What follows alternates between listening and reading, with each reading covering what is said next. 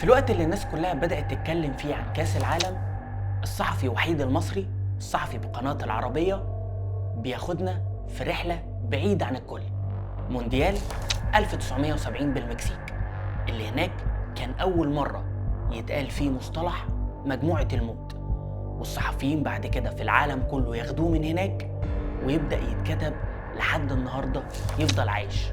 الصحفي وحيد المصري خلانا نفكر كتير ورا المصطلح ده وندعبس كده ونشوف يا ترى ايه الكواليس اللي موجودة وراه. الرحلة طويلة، هناخدها من الآخر للأول، فخليك معانا عشان تعرف في الآخر سبب التسمية دي.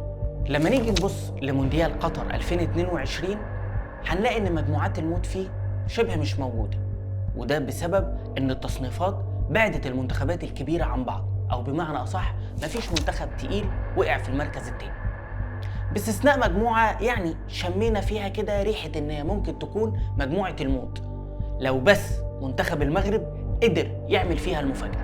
مجموعة بلجيكا، كرواتيا، المغرب وكندا. كندا هي المفاجأة اللي قدرت توصل لكأس العالم بعد فترة غياب طويلة، كرواتيا وصيف المونديال اللي فات، بلجيكا بكل نجومها، والمغرب بنجوم نقدر نقول ان هم يقدروا يحققوا المفاجأة. نرجع بالتاريخ لورا شوية ونتكلم عن كأس العالم 2010. مجموعة الموت فيه كانت بتضم البرتغال، البرازيل، كوت ديفوار، كوريا الشمالية. كوريا الشمالية قدرت تحقق المفاجأة وتوصل لكأس العالم لأول مرة، كوت ديفوار بقيادة ديديه دروجبا، والبرتغال بقيادة كريستيانو، ونجوم السامبا كاكا وروبينيو وغيرهم من النجوم كتير. مجموعة كانت صعبة جدا. كوت ديفوار قدرت تتفوق على كوريا الشمالية 3-0، وقابلت البرتغال وعملت ماتش تاريخي اتعادلوا فيه 0-0. لكن للأسف كوت ديفوار خرجت من البطولة دي بفارق نقطة واحدة بس عن البرتغال. وبصراحة كوت ديفوار كان تاريخها وحش جدا في مشاركاتها في كأس العالم، كل مرة كانت بتقع في مجموعة الموت. البرتغال والبرازيل اتأثروا جدا من المجموعة دي، ماتشات صعبة والتحامات بدنية كبيرة جدا، حتى ان منتخب البرازيل اتأثر بقيادة روبينيو وكاكا في البطولة ديت وخسروا وخرجوا بدري جدا من البطولة دي. نرجع كمان بالتاريخ ورا كمان ونشوف مجموعة تانية من مجموعات الموت اللي اتذكرت تاريخيا. بنوصل ل 2006 وكالعادة كوت ديفوار زي ما قلنا بتقع في مجموعة الموت، معاها هولندا، معاها الأرجنتين، معاها صربيا، وكأن كوت ديفوار مكتوب عليها منتخب بيوصل لأول مرة ومنتخبين صعبين جدا. صربيا كانت بتوصل لأول مرة لكأس العالم وكان بيطلق عليها الدفاع الحديدي بسبب التصفيات اللي هم ظهروا فيها بشكل قوي جدا، بس أول ماتش في خسارة من الأرجنتين 6-0. كوت ديفوار كانت بتقدم ماتشات قوية جدا، بس للأسف النتيجة ما كانتش دايما في صالحها. الأرجنتين تصدرت وهولندا أخدت مركز تاني واتأهلوا، وكوت ديفوار قالوا لها شكرا. بنوصل ل 2002، مجموعة بتضم انجلترا، الأرجنتين، السويد، نيجيريا.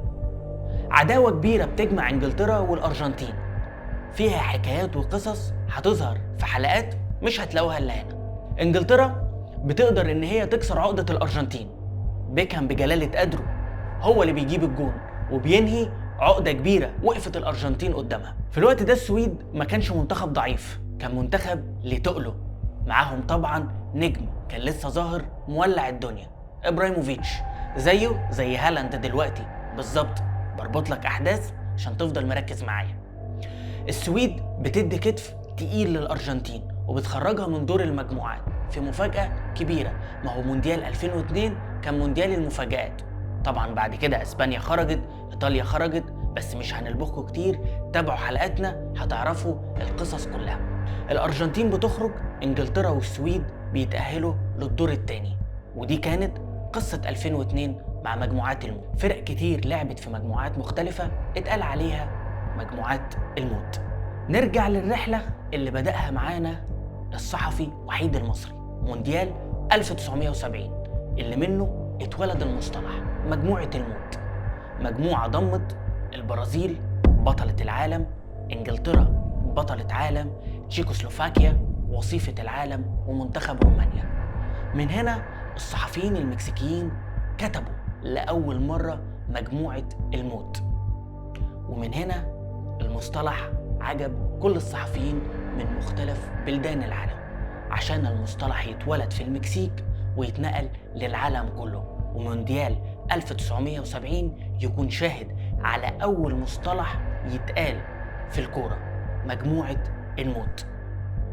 يا ترى إيه هي مجموعة الموت اللي أنت لحد النهاردة بتجيب ماتشاتها وتحب تتفرج عليها؟